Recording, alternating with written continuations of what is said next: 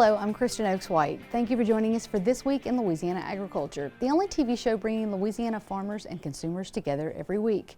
Well, the cost from this year's hurricanes in Louisiana is staggering, and we won't know the final result for some time. However, we are getting a clear picture about Hurricanes Laura and Delta in immediate cost. The LSU Ag Center has been working to get the full economic impact, and economist Kurt Guidry says whatever we have lost in crops is outweighed by the winds that have destroyed a lot of agriculture's infrastructure. When we're looking at the impacts from both Hurricane Laura and Hurricane Delta, really both of those storms are very similar, not only in terms of their path, but in terms of the impacts that we've seen from them. Hurricane Laura, we saw about a $1.6 billion impact to both agriculture and forestry. Majority of that was in forestry, timber damage.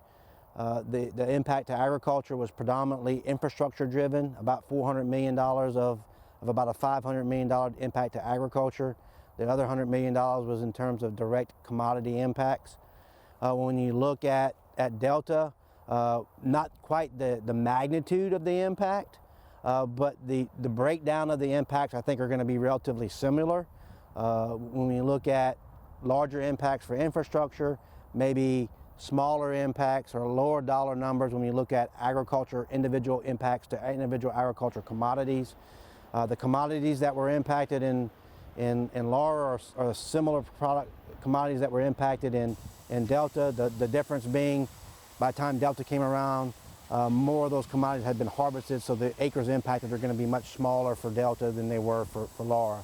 But again, both of them were predominantly a wind-related event. Both of them moved through the state pretty quickly. Laura had very little rainfall with it, and flooding was predominantly isolated along the coast. When you look at Delta, quite a bit more rainfall. We had areas more inland that had some flooding issues, but again, the issues are going to be more isolated from a flooded standpoint to some inland areas that got the 15, 18, 20 inches of rain, and then along the coast. And again, for most of those flooded areas have drained off relatively quickly, and so the impact is going to be long-term impact we hope is going to be relatively minor. A full report on the damage from Delta is due later this week. We'll have that information plus a crop-by-crop breakdown online at our website at twilatv.org. As you heard, infrastructure like rice bins were heavily damaged in the hurricanes this year. The mills that take that rice from the raw product in the bins to the rice on our tables were also hit hard. This week, Twila's Carl Wiggers takes us to Farmers Rice Milling Company in Lake Charles, which is getting back up and running after 2 months of cleanup and rebuilding the mill. At Farmers Rice Milling Company, the blue tarps on the office roof are just the beginning. Hurricanes Laura and Delta delivered a 1-2 punch to the facility that brings in rice from the field and delivers a finished long grain rice around the globe. The mill's general manager, Philip Bertrand, says the facility, like many, just could not handle Hurricane Laura. The first storm, it removed probably about a third of that roof. That was a permanent roof, and it was rated for 120 mile-an-hour winds. Well, industry-wise and standard-wise and code-wise, that met all the requirements. But as we know, it had no chance. So we put a temporary roofing on it, and within weeks later, we had another storm from another direction because we were on the west side of the storm for Hurricane Delta. And obviously, as you saw down below, it removed all the temporary roofing. And as you can see by the new machines behind me, this is a result of having to replace machinery that was wet, and it got damaged from the loss of a roof twice between 2 different hurricanes. But that is only a mere small piece of what happened because our employees suffered way more than the businesses in this area and are still suffering. 2 storms, both damaging the roof, meant for a lot of mess to clean up. It drenched everything twice. And one thing we do know, whenever we're through it, I don't want to go through another cleansing like that. Bertrand says many people working to clean up and rebuild this mill are sleeping in this office building here. A lot of them are having to be housed here, and the ones who aren't are driving in from Houston, Lafayette.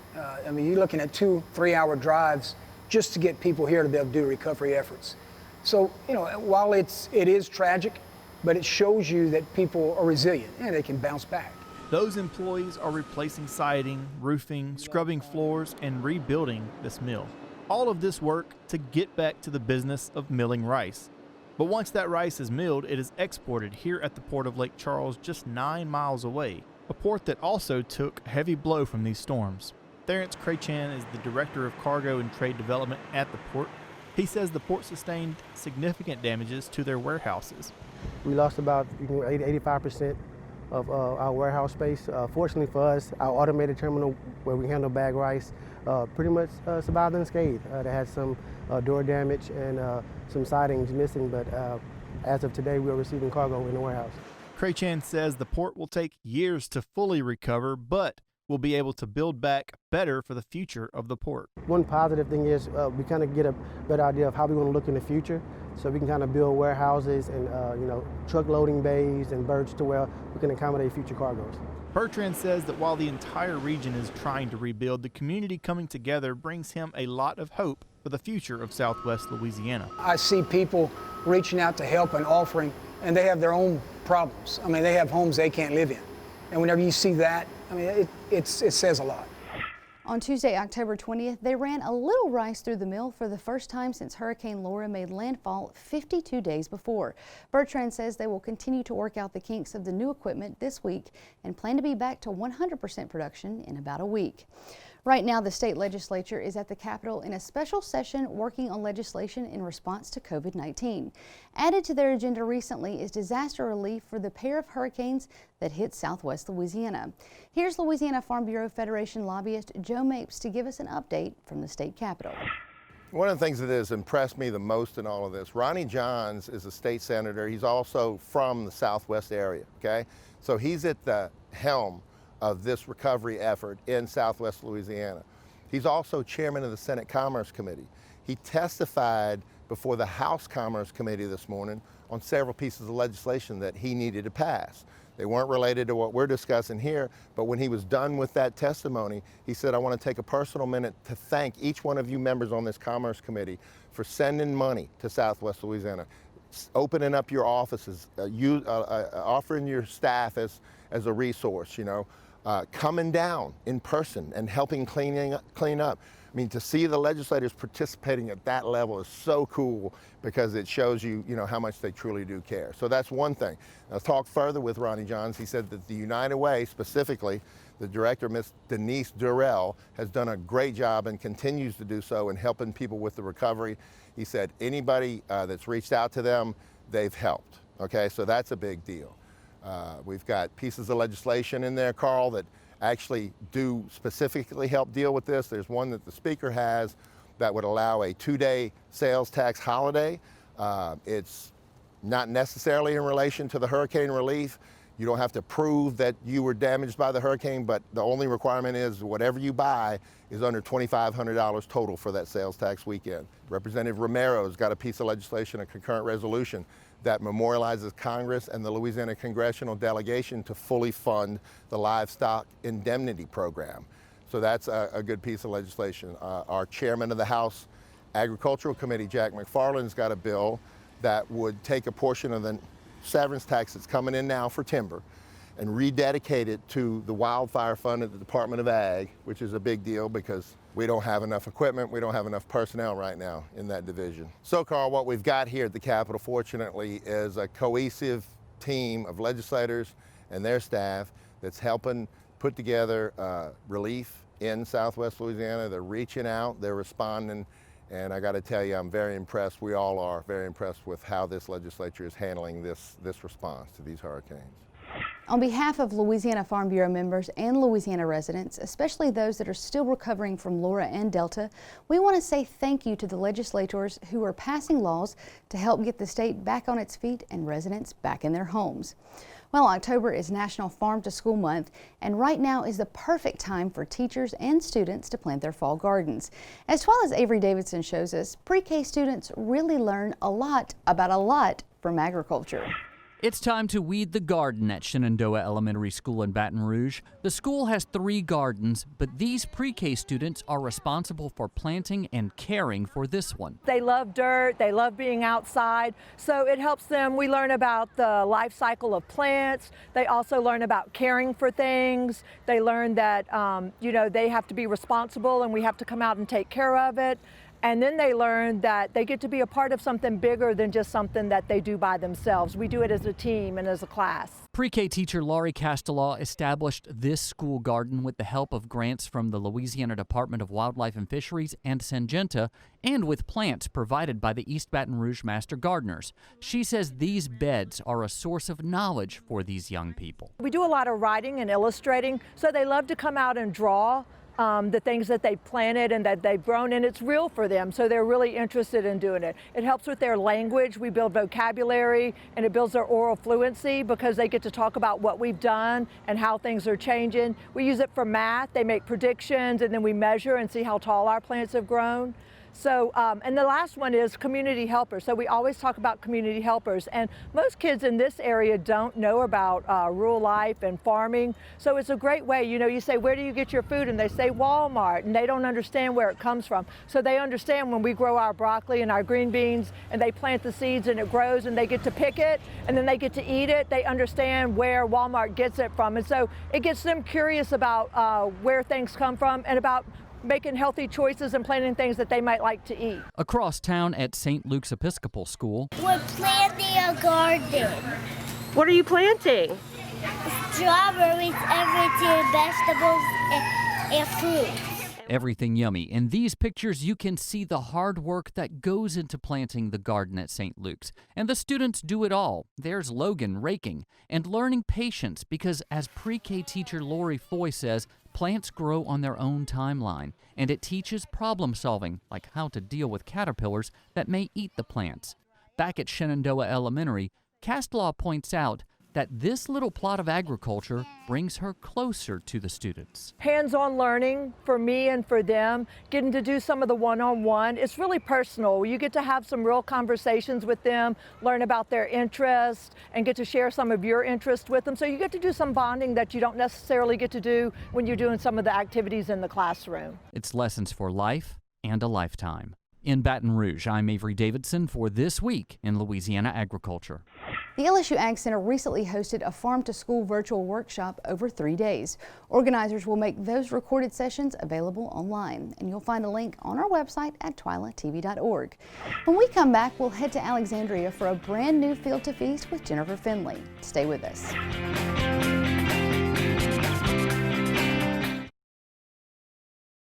I don't think you can separate my mom, the farmer, from just my mom, Judia. She's half of me. If the tractor would get stuck, she'd get in the mud and help me get it out. Katie takes care of the paperwork. Her main focus is the H-2A compliance. If tomorrow Deborah just disappeared, that would be kind of like cutting off one of my hands. Both of us are one, and both of this is our thing together. She's my best friend in the world, and that's just the way it is. It's a well-known fact that here in Louisiana, sugarcane is more than just a crop. It's a way of life. It creates more than 16,000 jobs across the state and an additional $3 billion boost to our state's economy. And Louisiana's cane families always give back to the communities where we live, work, and play. Louisiana sugarcane, making life sweeter, naturally. Sugarcane, sweet sugarcane. I now hope they're fighting today. I hope they are. I'll put a Dorito right here.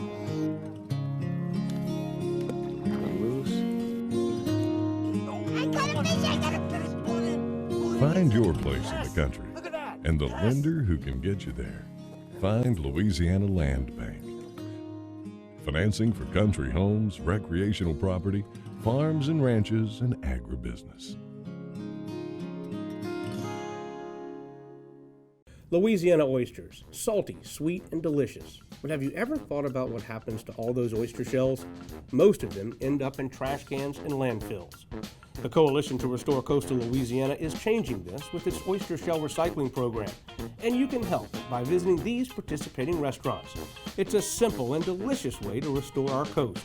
The shells will then be used to sustain and rebuild oyster reefs. Remember, once you shuck them, don't just chuck them.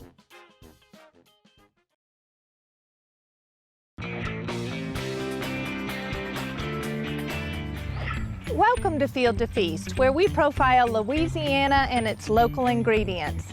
This morning we're in Boyce, Louisiana at Robert Duncan's cattle farm, and we're here to talk Louisiana beef. Field to Feast with Jennifer Finley is brought to you by the Louisiana Crawfish Promotion and Research Board, Louisiana Crawfish, ask before you eat, and by the Louisiana Beef Industry Council, beef, it's what's for dinner, and by the Louisiana Rice Promotion Board, think rice.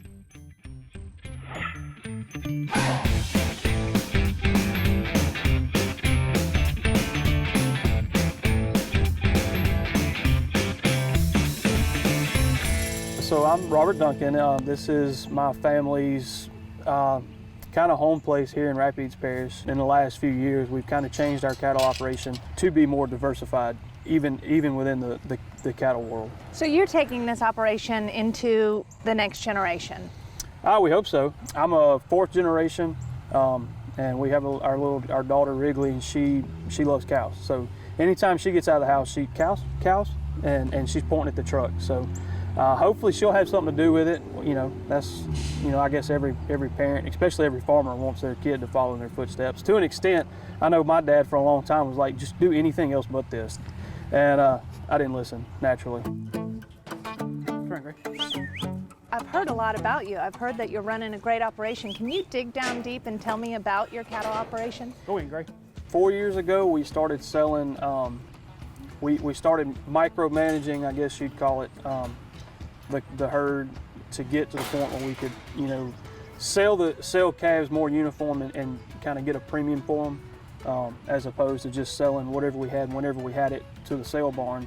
We sell through Superior Livestock, and so we were able to sell better quality calves, uniform calves, all at the same time. And so we'll sell twice a year instead of 5 or 6 times a year. 3 years ago, Rachel came home from the grocery store one day and said, "Why am I buying steaks at Walmart?"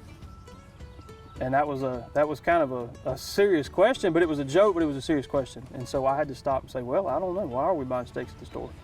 And so that year, we pulled a couple of steers and fed them out, and I ended up keeping a half for us for personal and sold the other 3 halves.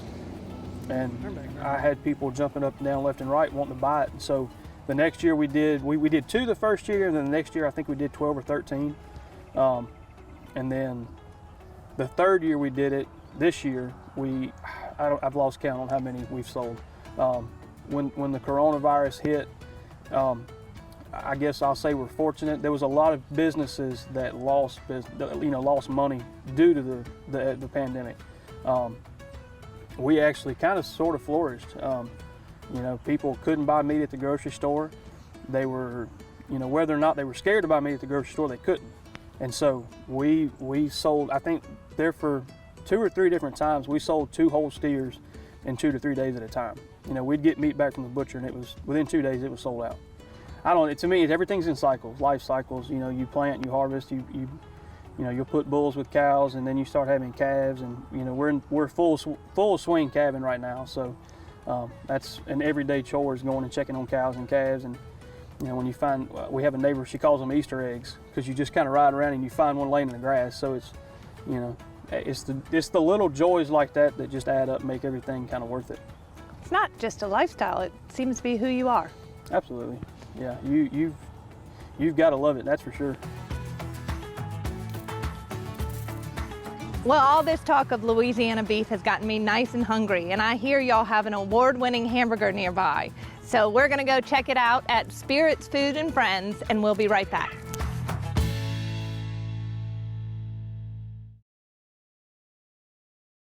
Landowners are minding the Louisiana forest for our grandchildren. A place for wildlife, recreation, lumber for homes. It's the right thing to do. Forestry, covering half our state, all of our hearts.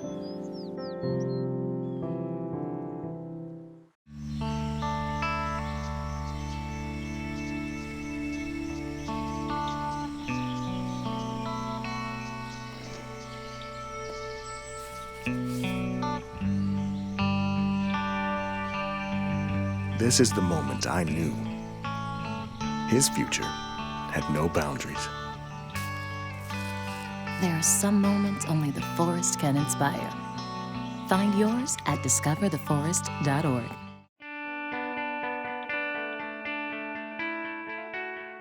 Before I got active in Farm Bureau at the level that I'm at now, I often felt like I was isolated on the farm. It was just me against the world. Now, with my Farm Bureau family, I got somebody going against the world with me. I am Farm Bureau.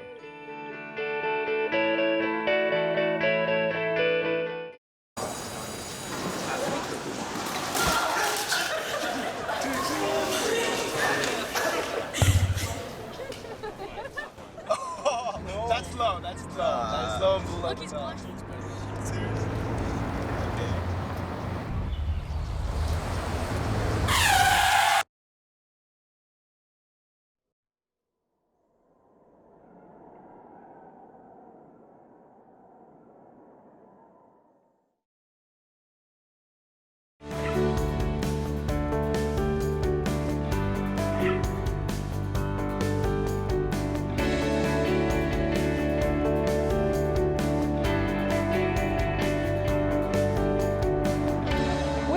Of Spirits Food and Friends in Alexandria, Louisiana, where they have what was named one of the top 10 hamburgers of Louisiana. And after all that talk about beef, I am ready for some lunch. We were with one of our good Farm Bureau friends at his cattle ranch, and boy, I got hungry for a good hamburger. And I said, where do we go? Where do we go? And everybody agrees this is the place to be. Well, that's great to hear. My name is Cody Olson. We're here at Spirits Food and Friends, and I'm here to cook a Knob Creek barbecue burger for you. You have our flat top grills at 350 degrees. We're gonna cook the burger usually mid-well, medium temperature. We'll go about 3 to 4 minutes on each side. Give it a turn, bam. Make sure our barbecue sauce and our relish are nice and hot, ready to go on top of the burger whenever we top it. Fresh cut pepper jack cheese in-house every day. And let that cheese melt just for a second. Voila. And she's ready to come off the grill. So lucky us, we are now inside of Spirits Food and Friends with Lee Gwynn. And tell me about your restaurant. Tell me the history of your restaurant. How long have y'all been here? Jennifer, thanks for coming in and seeing us today. We are, this is our 48th year, 49th year being in business. It's gone through several different hands over the years. I'm not old enough to have owned it that long, but my wife and I, Tracy, bought Spirits in October of 2005. Okay. And what started as a small cafe has grown into what it is today. Which is Alexandria's place to be. It's like the Cheers of Central Louisiana. I love it. Yeah, so it's people enjoy coming here between work and going home. You know, it's a family-oriented place. It's a great place to go and hang out and relax and eat some good food, maybe listen to some live music, watch some sports on television, and just have a nice Southern hospitality type of experience. I am very interested to try this burger that I have read all about, and I honestly, you know, is it one of these things that people just attack? Yeah, it's, you know, everybody uses a different method. Fork and knife, handful, mouthful, however you think you can accomplish it, go for it. I feel like I'm at Six Flags and I'm about to get on a roller coaster, and I know that Stuart's going to put this on camera. We'll and probably need to get you some napkins. Well, you know, I'll lick it off for right now. Let's see here. Let's see if we can actually do this. Oh my word, I seriously have no idea. This is, okay, let's see here. Oh my goodness, I'm scared. I'm shaking. You're laughing at me. I'm not gonna watch. I don't know if my mouth opens this big. Okay, on your mark. Go for it, come on, Go. You just gotta do it.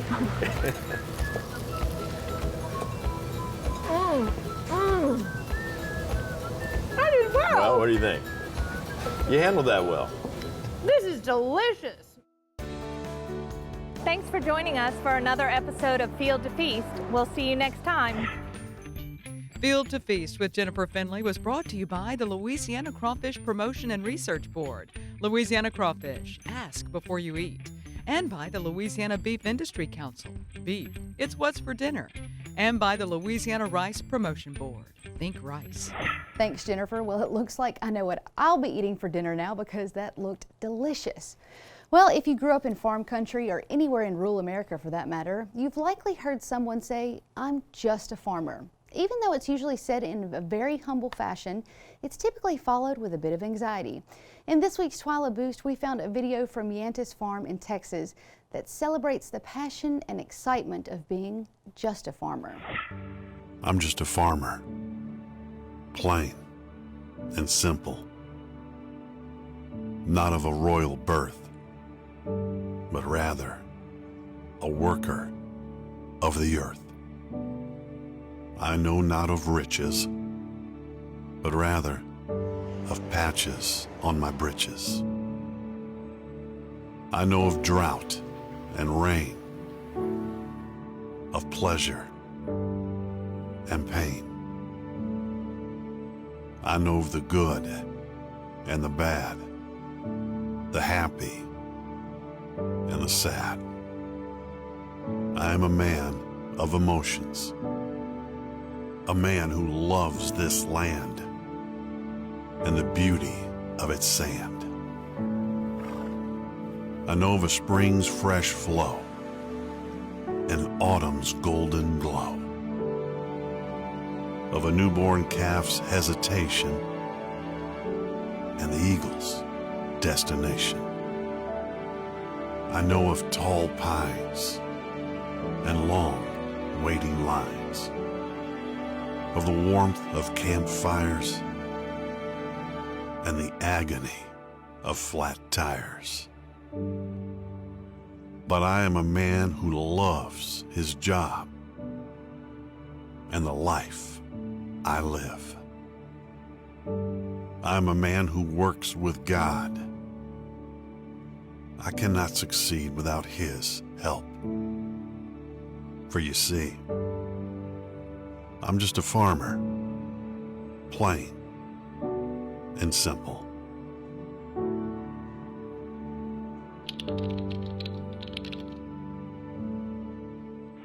Well, that does it for this edition of Twila. Be sure to join us next week when we'll check in to see what farmers are bringing to the local farmers markets as the seasons start to change. Until then, you can watch all of our stories online at twilatv.org, and be sure to like us on Facebook, follow us on Twitter and Instagram. You can also find all of these stories and more on our YouTube channel, so be sure to subscribe to us and turn on those notifications so you know when we put out new content. For all of us here at Twila, thanks for joining us. We hope to see you again right here next week.